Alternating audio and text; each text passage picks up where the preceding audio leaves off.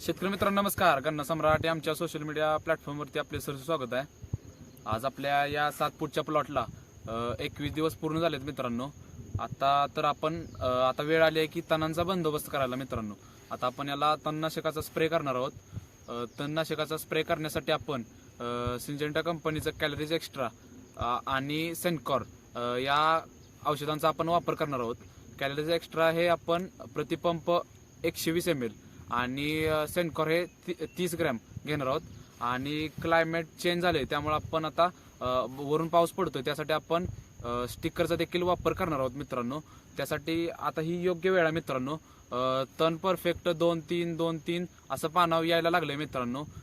शेतकरी फार मोठ्या चुका करतात जे की तण मोठं व्हायचं वाट पाहत बसतात.